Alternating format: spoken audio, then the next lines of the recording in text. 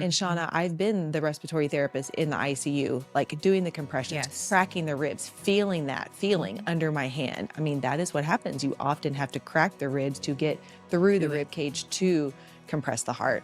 And so then we're puncturing lungs, perhaps. They even brought in a machine to start doing chest compressions. And this woman was little, like she was teeny tiny, and all you just hear crack, like crack. Her ribs, her bones were just cracking. And they were able to revive her right there. And I would love for us to, as we have this podcast, to normalize that family dynamics are They're kooky. Yeah. We're all kooky. Like Yeah. we get triggered for whatever reason. We've got something that's in us that's not loving. And when we're faced with these stressful situations and decisions and like multiple personalities coming together, it's always kooky.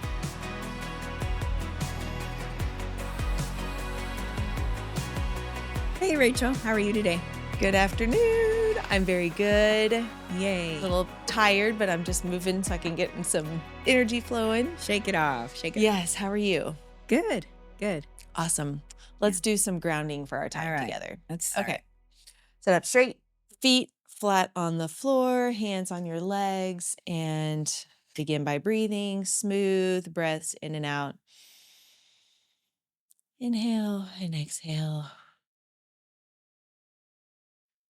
Nice, smooth airflow in. A little bit deeper breath. And bring yourself to this moment. And exhale. Sit up straight, roll your shoulders up as you inhale and drop your shoulders down your back into your back pockets. Another deep breath in.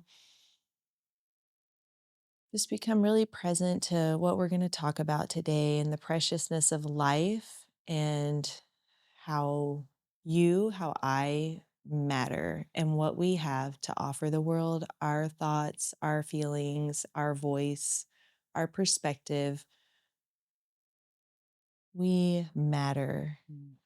Take a deep breath in and out. One more deep breath in.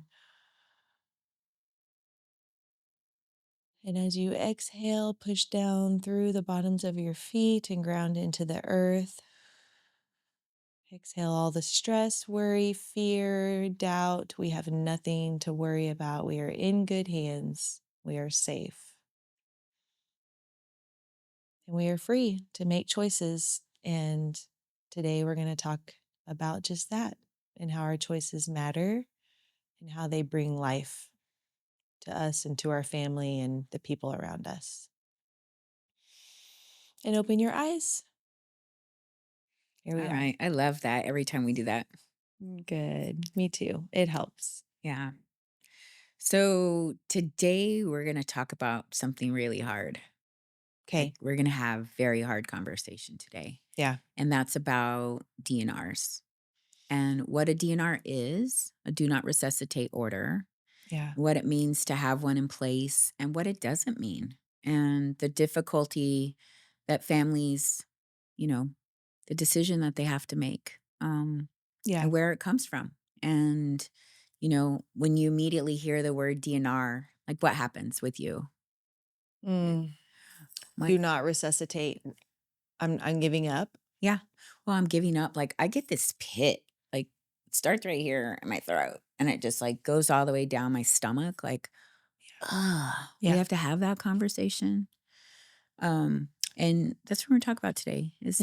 that it's not not a hard conversation. It's not supposed to be a hard conversation. So yesterday when you and I talked about this, Mhm. I did feel the uneasiness, Mhm. and I got to visit with a family and sign a out of hospital do not resuscitate Mhm. order Mhm. form. Mhm. And today I feel totally different about it than I did yesterday. I feel like it's an empowered decision. Why did you feel okay, let's back up. Okay, Yeah. so that's today. Yeah. So yesterday your stomach dropped. It was going to be a really hard conversation. It was one of the hardest conversations you probably had to have, Yeah. right? I'd been putting it off, learning that skill of presenting that to a family and a patient. And Yeah. And going through that. the Mhm. hardest thing for them to receive it the way that you would like for them to receive it, right? So Right. let's talk about that. Like, um, why did you initially think it was such a difficult conversation? I was hoping that the nurse would have it. I was hoping you would have it. And then it just occurred to me like, actually, I get to have it. And Mhm, so the fear was like, I don't want to be the angel of death. I don't want to be the deliverer mm, of the bad news. yeah, I don't want to be the one to look them in the face and say it's time to make that choice. yeah, It's just easier to think somebody else is the better person to do that. yeah. But a DNR in reality doesn't mean that you're choosing death. No, it doesn't. It Mm-mm. doesn't. No. And they don't know that. I didn't I know sometimes we know things conceptually, Mhm. but we don't know them in our body yet. Like it's Yeah. not, really we don't understand it Mhm. at every level. And so, yeah, the fear was like I'm going to present this and they're going to be mad that I would present this. Mhm. Even though they signed consents to be placed on hospice care, Right. even though they had hospice come out and Mhm. offer care Mhm. because of the doctor looking Right. him in the eye and saying, "It is time Right. to get comfortable. Right. It is time to stop seeking aggressive treatment." And one would think that naturally put that together. Like, okay, if I'm stopping seeking aggressive treatment and curative care Mhm. and I'm getting comfortable, the end is near, but we don't always get there in our mind. Mhm. I don't think the patient was there yet Mhm. because he kept saying, "I want to live to be, super old." Yeah. And he still kind of, I think, was in that Mode. delusion, Mhm. and so and me knowing that because I've gotten to know the patient and the family. Yeah, if that's his dream to live to 100 or something or older, here I get to be the one to be like, and what if it happens tomorrow? Yeah. And yeah, Yeah. So a DNR, we didn't go over the definition, but it's a do not resuscitate. yeah, It's an order that tells healthcare and medical professionals not to perform CPR on somebody for life-saving measures, yeah, right? yeah, Yeah. And it's not choosing death. Um, it's not stopping all care. It's not giving up hope. correct. Yeah, it's not. It's What not it the negative. is the body has stopped the heartbeat. Mhm. Naturally, the heart has stopped beating. Yeah, yeah. We Um, haven't sped that up. We haven't stopped that. mhm. It's just Yeah, so the natural. misconception that I sign a DNR for my loved one or my loved one signs a DNR, it means that they're giving up, that we're stopping all care. And no, it's quite the opposite. The Yeah, goal of hospice is you're stopping the curative treatment side of things, and hospice comes in and provides the comfort side of things. right. And so when you do sign a DNR, it's the comfort continues on that side of things regarding the care. Yeah, exactly. Yeah, we could still be in there for we don't know how long, Mhm. and we're Yeah. going to support them for as long as their heart is beating. Yeah. Um, and I visited with a friend of mine who's been in hospice for a long time, Mhm. and she was like, you know, it's all about how you say it. It's about looking them in the eye Mhm. and letting them know, hey, this is the do not resuscitate, which is when your heart stops beating naturally, we will not perform CPR because we will likely break ribs. And Mhm. Shauna, I've been the respiratory therapist in the ICU, like doing the compressions, Yes. cracking the ribs, feeling that feeling Mhm. under my hand. I mean, that is what happens. You often have to crack the ribs to get through the Do it. rib cage Mhm. to compress the heart. And so then we're puncturing lungs, perhaps, where it's traumatic. Yeah. They likely will have lost some oxygen, and that's called an anoxic brain event. So the brain has been without oxygen. If we find them and they've been anoxic, Mhm. heart stop beating, and we go to get them back, maybe we get a pulse back, but they're not the same, and Yeah. they're in pain. Pain It's they might even need to be intubated, yeah, and you placed know? on a ventilator because once you Mhm. go down that road, then you're in. Yeah. So that's the only thing keeping them alive, Yeah, and that is right? actually not what It's they not the signed up for quality when of they signed life. up for hospice. Mm-mm. And what I realized is if we are not the ones to intervene and have that difficult conversation, they likely won't get from signing hospice consents to, "Oh, it could be tomorrow that I pass away." Right. Like this really is happening. Mhm. And yeah, and it brings up, because what have we talked about before? Like, just hospice as a definition, it freaks people out. But Right. what I have come to see hospice as is an opportunity, an Mhm. opening Mhm. to talk. And a beautiful thing. Yeah, a beautiful, compassionate, Yeah. hands-on, Yeah. human to human care. Mhm. Yeah.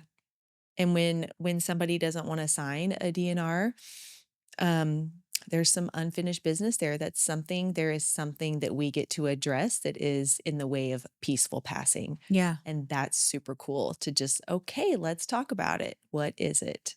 And Yeah. invite them into sharing that openly and honestly. They might not have ever realized it without that conversation. Right. What's truly in the way of a peaceful passing. Yeah.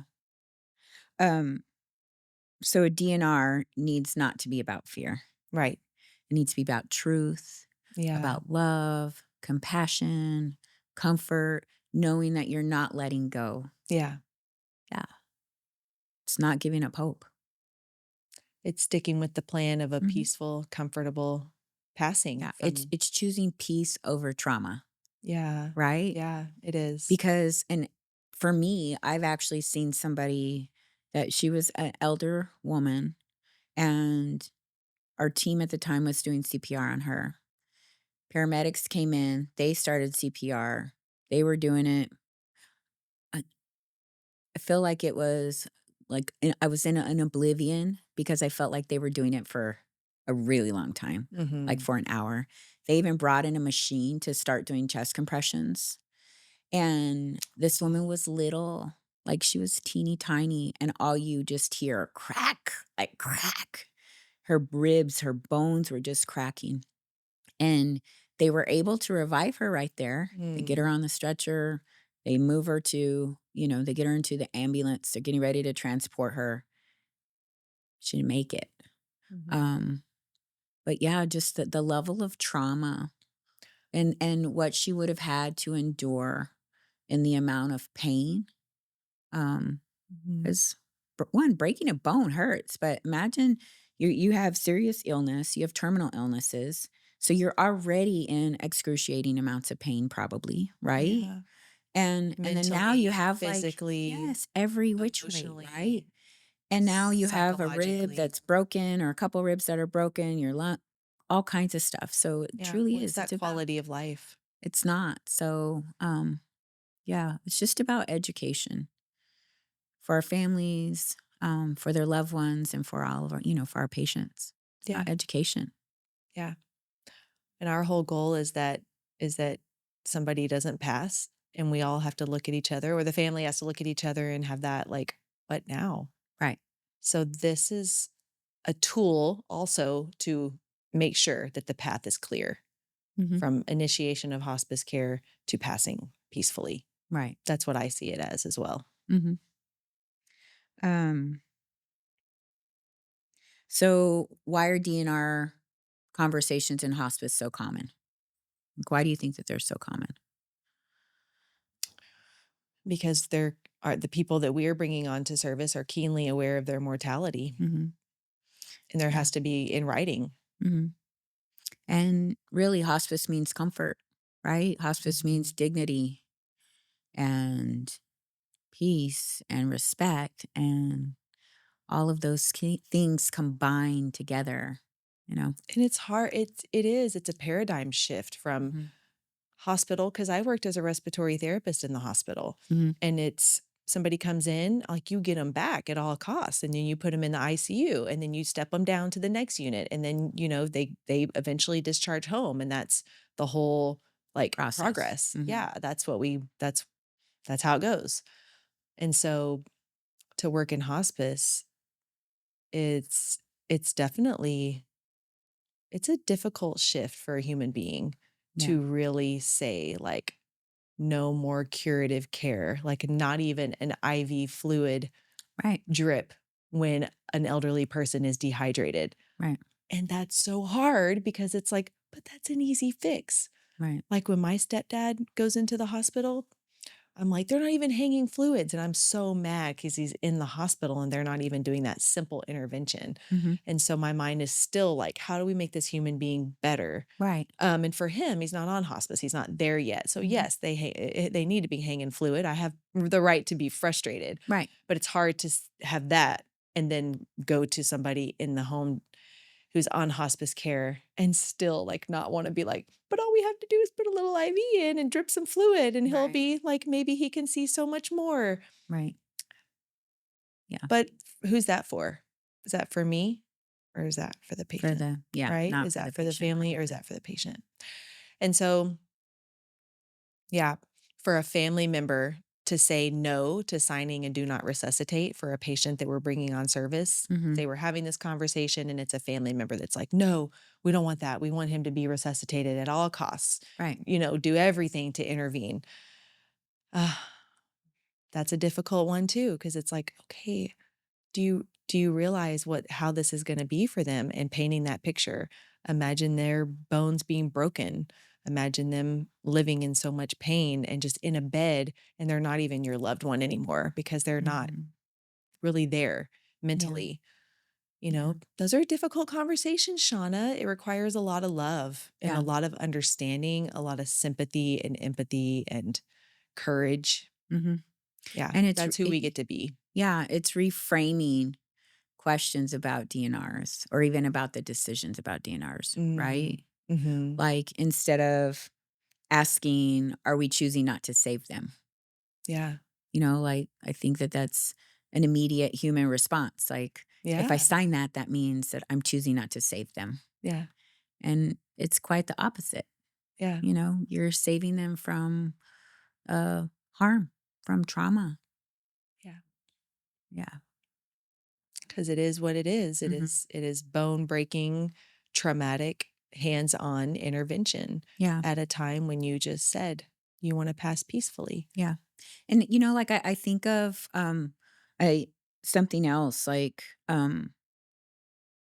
what does the patient want to experience in their final moments Mhm. or their loved one, right? You're making these decisions. Yeah. Like what do you want them to experience? What's your vision? Or, Yeah. yeah, asking them, Like like, "What's your desire for your care? What do you want yeah, this to look like?" do you want to be in pain? Mhm.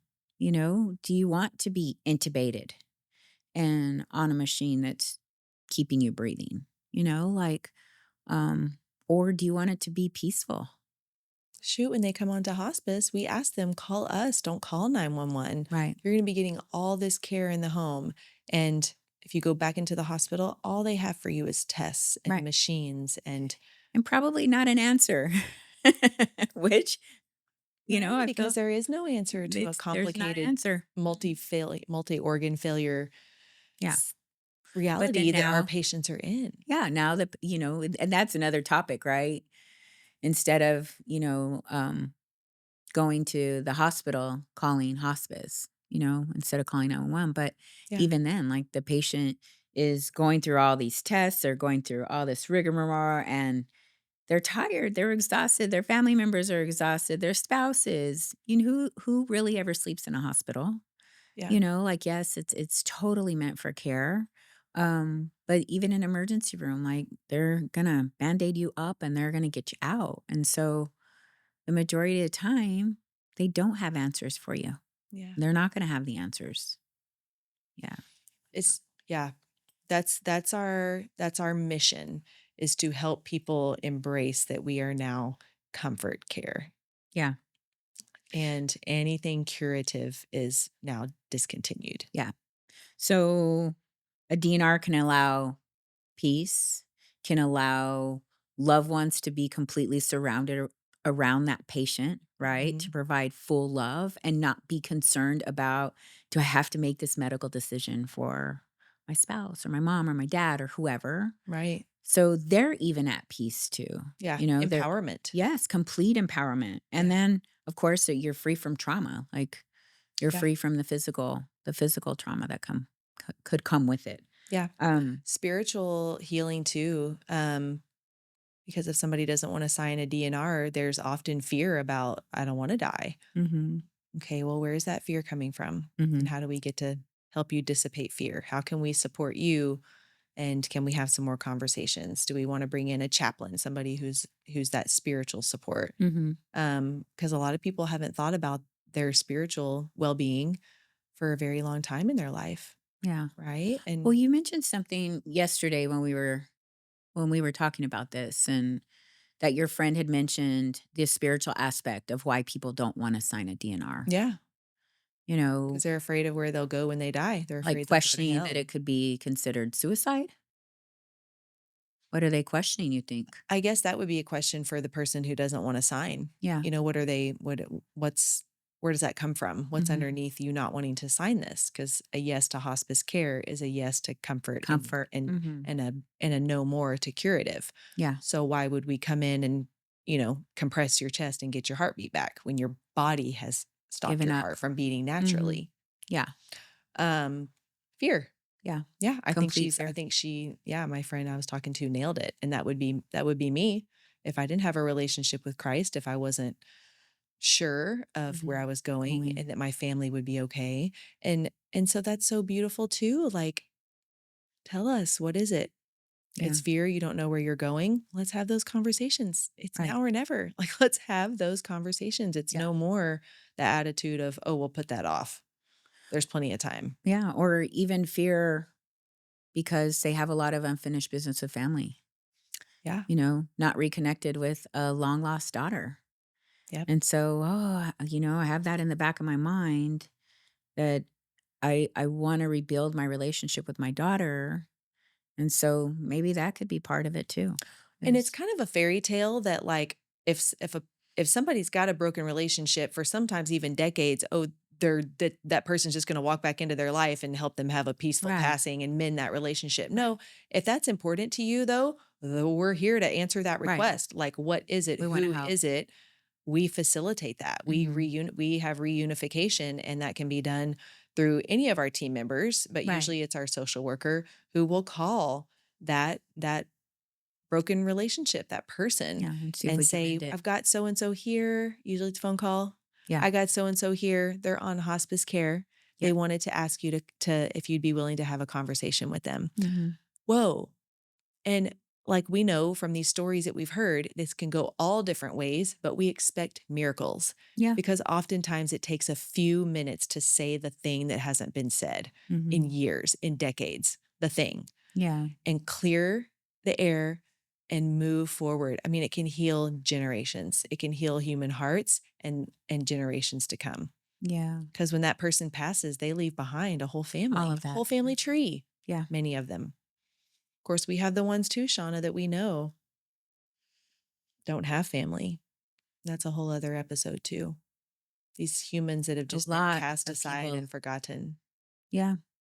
Just from the funeral we had today. Um, Tobit Ministries is a phenomenal ministry Mm.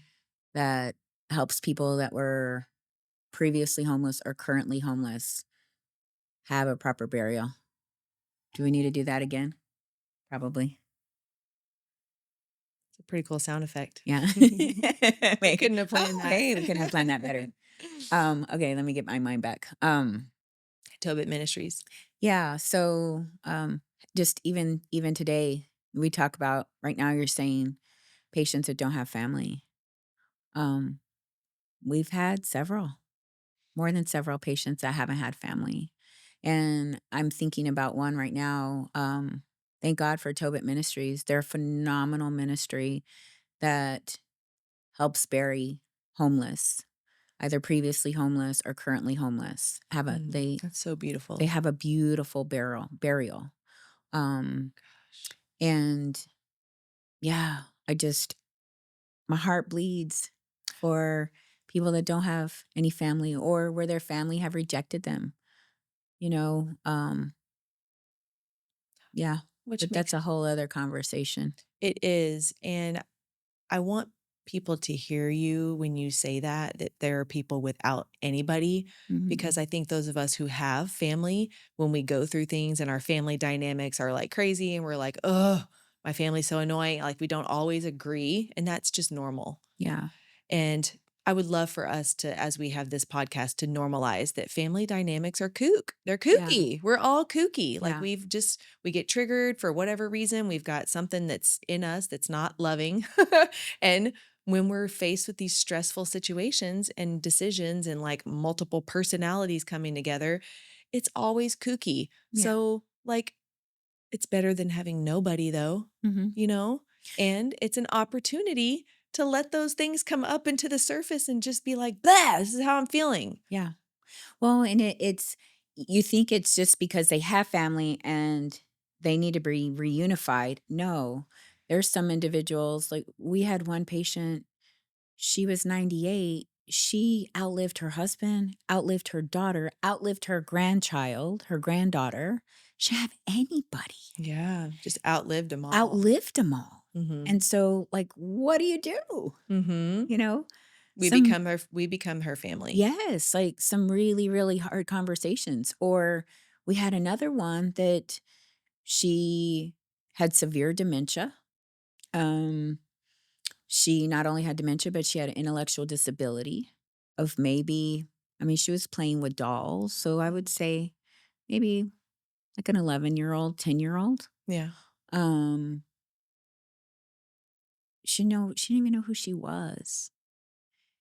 Nonetheless, when we brought her on for service, like, she'd been marginalized, she'd been Trafficked. trafficked through the system.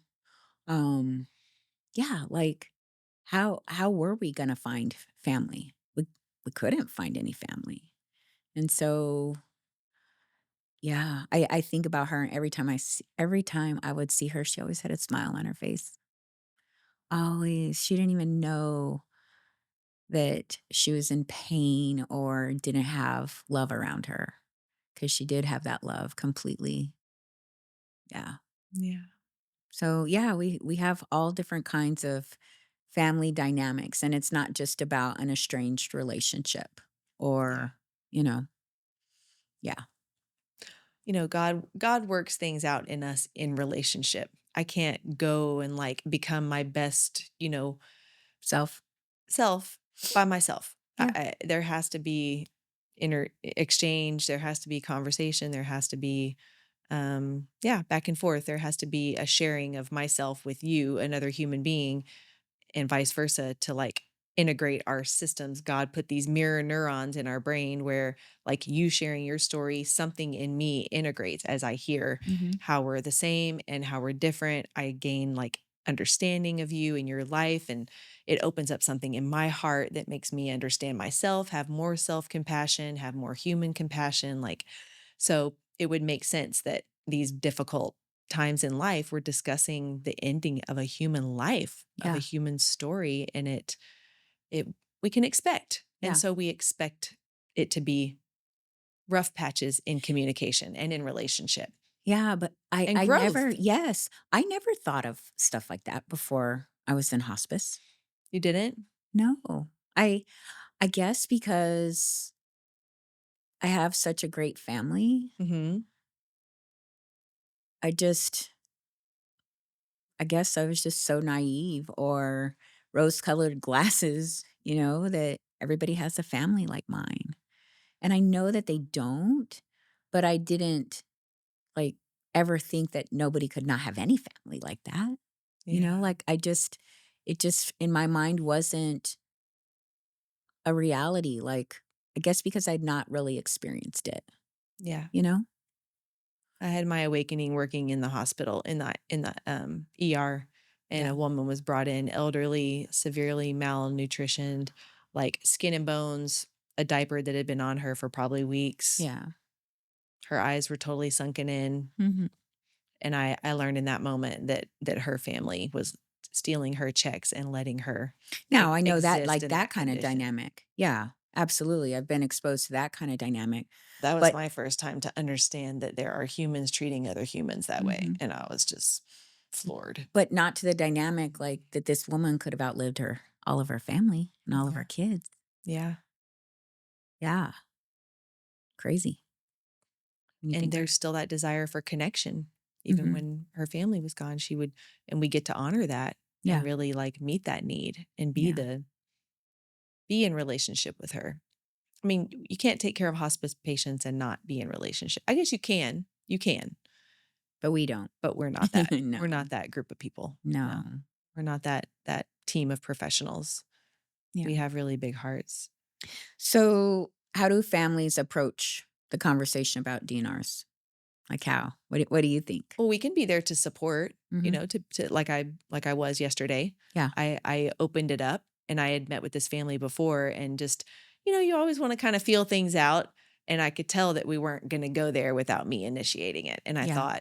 I thought that would be irresponsible of me to Yeah. know better and know that that conversation got to happen before things progress further. Cause there is family that still gets to talk to him while he's still coherent. Yeah. So, yeah, So maybe honesty. yeah, honesty, Just ask the love. question, just say the thing. Yeah.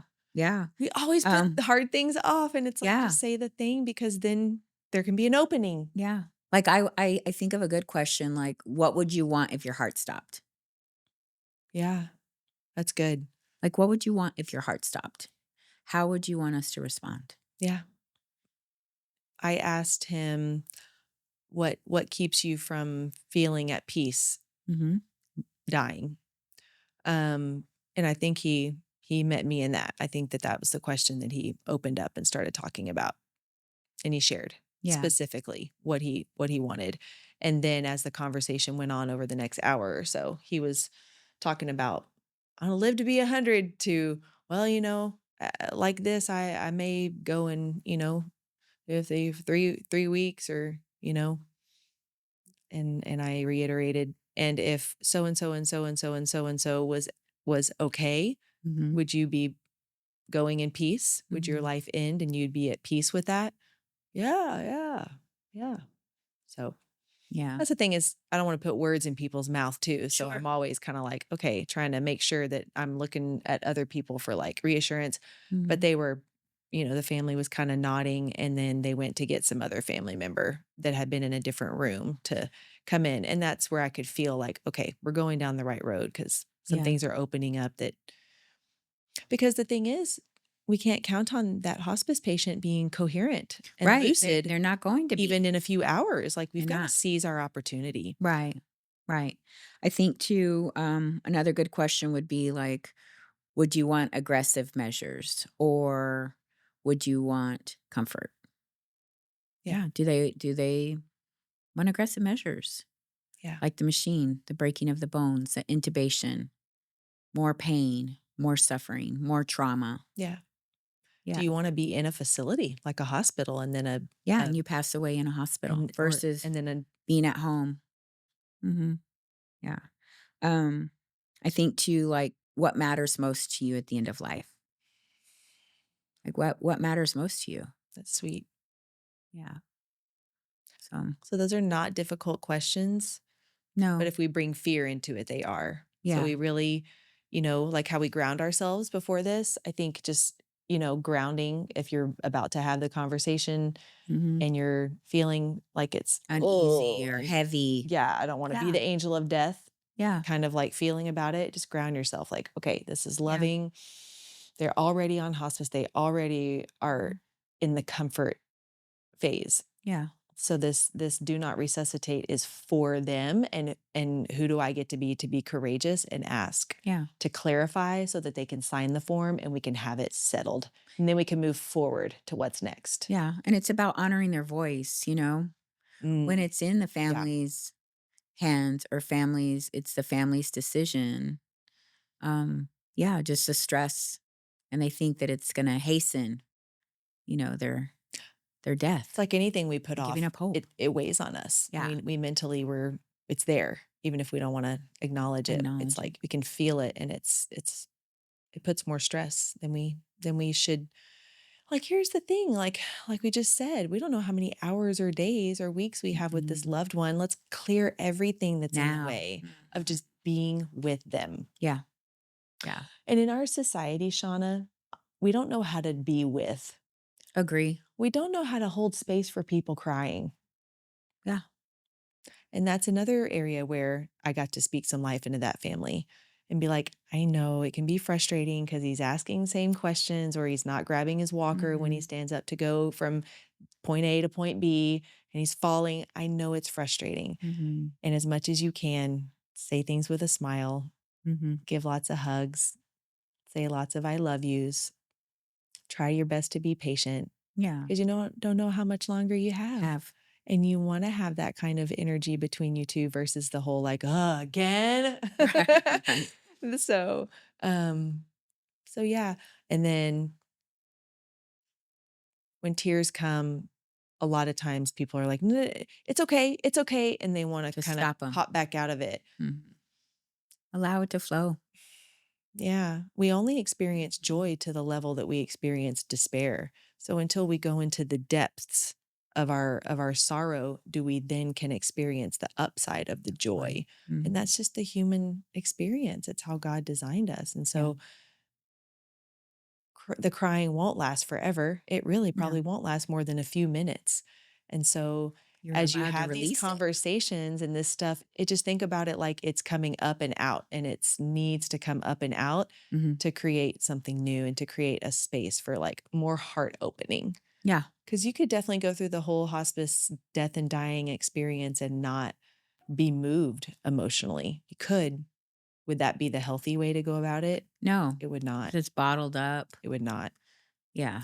So as much as we can support and create the opportunity for that healthy way of processing all of this for the patient and the family. Mhm. Like I always say, expect miracles because if you expect miracles and you're doing all this in love and honestly, like when you're angry about something, like just Mhm. say, I'm angry about this. Yeah. I'm not comfortable with this. Cause then great, let's talk about it. Yeah. So, just a reflection question. Are we making decisions from fear? Or are we making decisions out of understanding and love? That's what the DNR question really needs to be. Great reflection question. Yeah. Yeah. So, are we making it from fear? Or are we really making it out of understanding and out of love? Yeah. So, so some action steps for people to take. Of course, call in your hospice team. Like, we're more than happy to walk through all of these different processes. Definitely this very difficult conversation regarding DNRs. But start talking to your loved ones about their wishes. So, Shauna, what is the typical scenario like if somebody walks in and finds their loved one? I'm thinking typically they're not dead. They're Mhm. typically like labored, like the heart rate is slowed significantly, but there still is a heart rate. Like there is a process that we call actively dying, right? Where it Sure. can look like long pauses between breaths. Mhm. But so So what we do is as a our nursing team will go in and educate the family regarding that process, the imminent process. yeah, And, there could be modeling where their skin turns certain colors. There's more wounds that might show up on their bodies yeah, because they're not moving around. There's not fluid intake. They could be developing sores in their mouth because there's no saliva, forming. yeah, So, yeah, it definitely is a process. And, but then also too, we've seen it where they've gone to sleep and then they wake up and their loved one has passed. mhm, So, but for the most part, what we've experienced on our team has been that they've been imminent and that these are the stages, um, yeah. They're of their final expected, journey. they're Mhm. predictable, Yeah, they're and again, we're not God, so we can't say, "Oh, it's gonna take 7 days," yeah, or, "It's gonna take 2 weeks." No, but, we can be deliberate in that education and be loving and empathetic and compassionate and really talk to them and explain to them, like, this is what you're gonna experience, and this is our phone number. We're available 24 hours a day, 7 days a week, 365 days out of the year. Like, yeah, you call us, even if there's any kind of question, even if, you think that they're labored, call us. We right. can help. We wanna make sure that your loved one is Yeah. is comfortable. So we'll walk you If through there's that. gagging, if there's Right. phlegm, if Yeah, there's, like, absolutely. rattling, like, that's just hard to hear. And so Yeah. there are medicines, there are tactics Yeah. that we have that we will employ. Help. Yeah. Yeah. And there's some things that we keep right there on hand so that the loved one can initiate that medicine Right. quicker than even we can Get drive there. across town and get there. Right. Right. Yeah. So I guess in closing, we know that this is one of the hardest conversations anybody will ever have to have, right? Yeah. I honor that. Mhm. Yeah. And not just being one of the hardest, but one of the most important ones too. Yeah. Yeah. Because it's not the end. It's not the decision about giving up. It's making the decision to love them unconditionally and provide that level of comfort in their final days. Yeah. Mhm. Physical comfort, but also emotional comfort Yeah. and also psychological comfort Mhm. and spiritual comfort because we are complete beings more than just physical bodies. Yeah. And really one of the most loving things we can do for our loved one is allow that peace. Yeah. And Yeah. be honest. Mhm. I think honesty is a lost art in our Yeah. society because we're so geared toward seeking comfort and avoiding pain. Yeah. Oh, So, that avoiding pain. There we go talking about that again. yeah. But we kind of get used to our pain at the same Oh, time, absolutely. right? Emotional pain and just, ah, yeah, relational pain. And we just get in that zone. And so it's really hard to step away from that norm and do something different. Yeah. And so that's a big part of the support that we provide. Like, hey, have you thought of this? Have you looked at it like this? Mhm. Consider this part of the decisions that you're making. Here's the choice that you can make, and here's the consequence, and here's the other option. And which would you choose? And why? Yeah. That other question, like, okay, and why? Why is it a no? Why is it a yes? So we really start to hear like where they're coming from. Mm. It's that compassionate understanding, that empathy. Like we care. Yep, we do. Let me give me one second. Um Bible verse. Finding our scripture for the day. Yeah. I didn't do it. Didn't do my homework. Well, we didn't pray either this time. Oh, we It's an didn't. afternoon slot, so we're a little We're off. out of our we're a little out of our groove.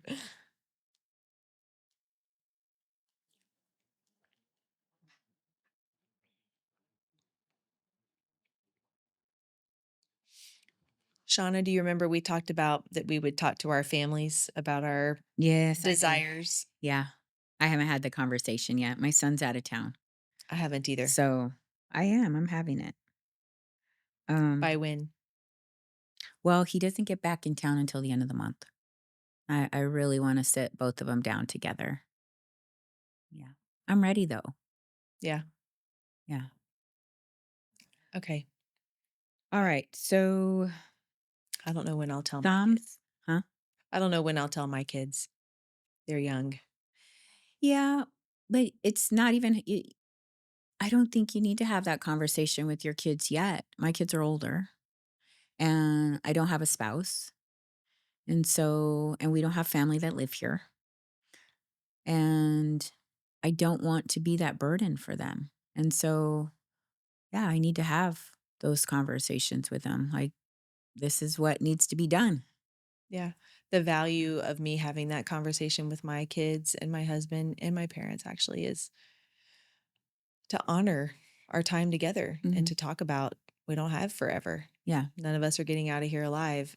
yeah, And I could get in a wreck. I could get in a car accident when I leave here and mhm, be in a vegetative state, and it will matter yeah, that they know that they've heard from my own mouth, like mhm, what my desires are, so that and they can be at peace. yeah, and yes, it's about your desires regarding an advance directive or, the do not resuscitate order, right? Hmm. But it's also like I feel as I've been reflecting on it, it's about making sure that here's all my passwords. Yeah, practical stuff. Yeah. Like, here are the keys to the business. Here are the keys to cars, like investments. Like, here, here is how you get into my safe, you know? Yeah. Like things that we don't think of. Here's a copy of my ID and my social, and this Mm. is what you're gonna need in place. And so, um, yeah, it's not just having those medical conversations, it's about having the whole life conversation. Yeah. And just, like, being open to whatever comes up in that, right? Yeah. Because they may share theirs and something Mhm. that you don't even I'm sure they will share things that you don't even know. If Yeah. you would be bold enough to be like, "And what about you?" Right. Like, just that question. Yeah. Okay, so I found this Bible verse, and I think that it really goes to our talk around the do not resuscitate and dissipating fear and really truly loving our family members and ourselves. And so Mhm. it's Psalms 23:4. Even though I walk through the valley of the shadow of death, I will fear no evil, for you are with me. I love that. Yeah.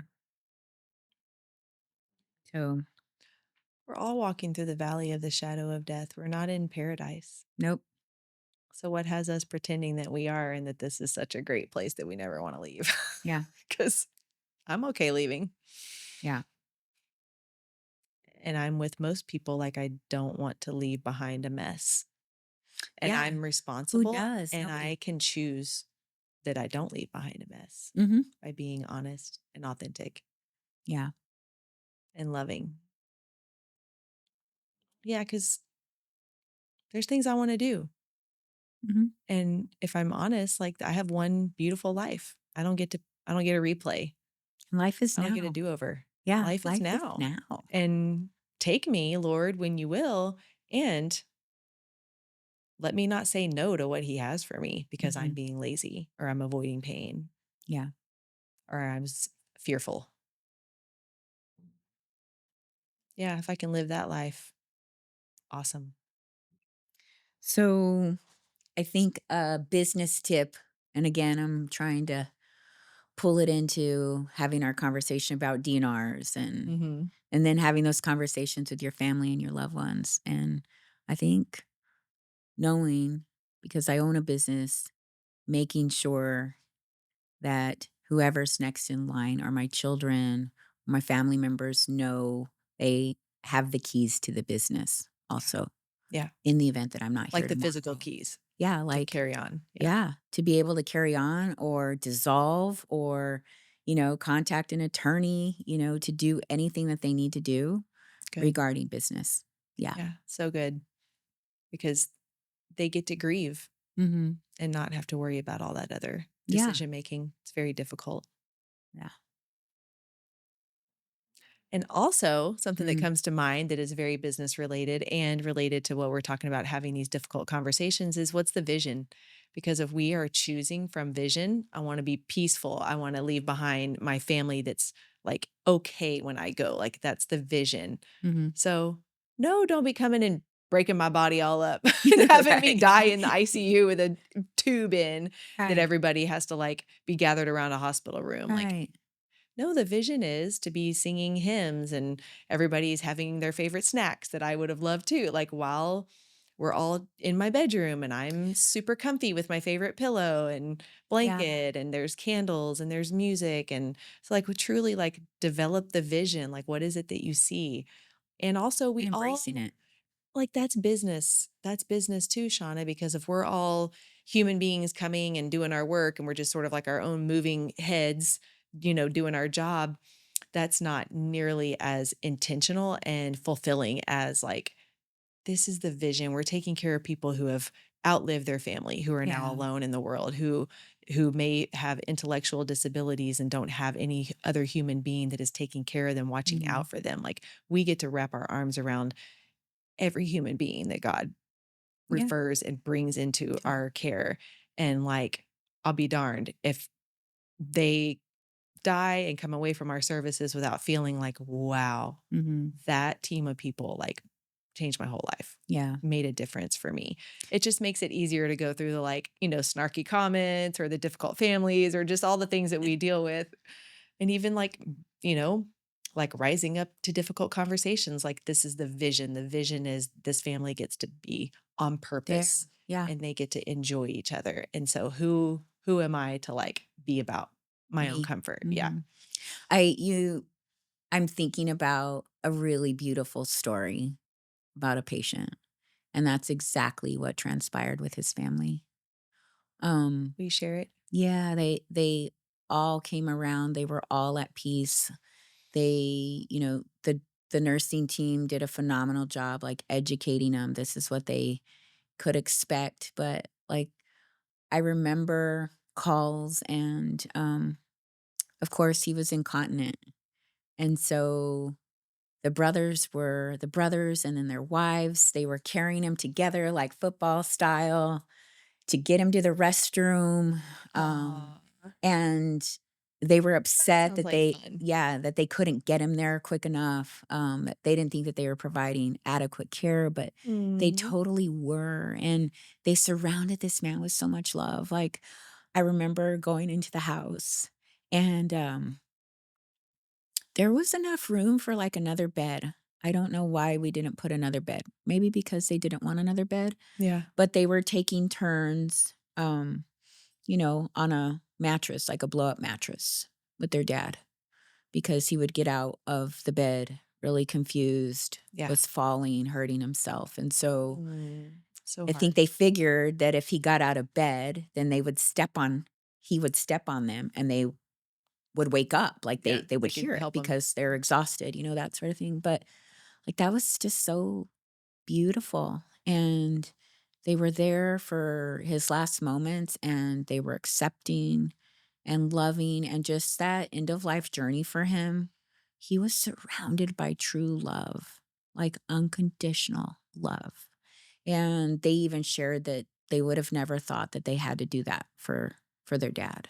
They didn't think about that before he had gotten onto hospice, Mm. and, but yeah, that was his vision, was to have his family around him. He didn't wanna go to the hospital again, and he wanted them around, and they were all there. Yeah. Yeah, pretty neat. Even a son from out of town. Yeah, it was just a beautiful thing. Even his funeral was just it's really, truly beautiful. Yeah. I didn't hear you say sad. No, no, and, um, you know, it seemed when I went in to go visit, they were at peace. Yeah. At every moment of that imminent process, Yeah. they were at peace. They were calm. They were not fretting or freaking out. Mm. Yeah, they were truly at peace. And what a comfort for him, Mhm. because we can feel when people are Oh, absolutely. frantic and Mhm. resistant. Yeah, Mm. which could even Beautiful. prolong death. Yeah, Yeah. That's a great topic too. yeah. We have so much to We've talk got about. plenty. So let's talk about, did we come up for a name? Did we come up with a name? Drum roll. Hospice Uncovered. Okay. We're going to uncover it all So that is our podcast name. about everything. Yeah. Yeah. The truth Big about mystery solved. hospice. Yeah. The truth about hospice, revealed with compassion, revealed with love and respect. But we're going to get down to the nitty gritty of everything, of why you need hospice, of how we can help. Yeah. Um, yeah. Yeah. Who we are, who you are, how we intervene Yeah. and Changing how improve people your see. life. Yeah. Changing how people see the end of life. Yeah. It doesn't need to be a scary thing. What Medicare covers, Yeah. what we want to change about the industry. Yep. Yeah. Where compassion meets clarity, Mhm. all kinds of stuff. So, yeah, Yeah. we have named it Hospice Uncovered. So Okay. Congratulations to us. finally. Woo, mystery solved. Yeah. Okay, so Health tip. let's talk about a health tip. Okay. Um, Today we're gonna touch on hydration. So how important hydration is. Standard rule: drink 64 ounces of water at least per day. So our bodies don't store water, so we have to bring in fresh water. Our bodies store fat, but don't store water. So and our every bodily function happens in water, in fluid in our body. So 64 ounces a day is like baseline for our body to have what it needs to do its functions and not be recycling dirty water. So take the water in. Hydration is so important, at least 64 ounces. Half your body weight in ounces of water is awesome too. So that'd be about 70 ish for me. I do go for optimal though. I want to be really well hydrated, and that's about 100 to 120 ounces for me. So I drink about two 24-ounce shakers with some essential chain amino acids in it for like my muscle recovery and health for exercise and for muscle protein synthesis. And then this is a 40-ounce jug. And I go through probably at least two of these a day. So that's 80 plus about 50.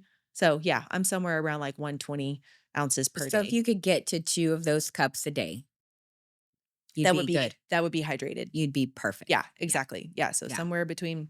Yeah, so here's the thing, like, some people have directives from their physicians to not take in too much fluid because Mhm. of overloading the heart, with too much fluid in the body. If somebody has that directive, obviously, it's Be physician's cautious. order. Yeah, Mhm. most people don't, so they can Yeah. be getting their hydration way up. So hydration is gonna give us mental clarity, it's gonna help our joints feel more lubricated for Organs. exercise, it's gonna help the toxins that we take in through our skin every day to be flushed out, so eliminate toxins more efficiently. If somebody's on like a fat loss journey, like it'll flush out the fat that's coming out of the cells and just get that out. So, um, but also just nutrition. Like usually I'm telling y'all about like, oh, macronutrients and micronutrients and Yeah. how to put foods together to fuel yourself. But those nutrients won't go into the cell and be used for work like by the mitochondria to create energy from the food if hydration is not carrying the nutrients Mm. to the cells. So like hydration is it's so important. Yeah, we sweat out I think like a couple of pints of fluid a day. So think about like how much you really do need to be drinking to bring fresh water into your system. Wow. Great Yeah. tip. Yeah. Yeah, and it's simple and it's Yeah. free and it's like everything else though, habit changes are not easy. Yeah. They can be simple and not be easy. So let this be encouraging to you today. Yep. Cheers. All right. Well, next time. We'll see you next week. See you for sure. Can't wait.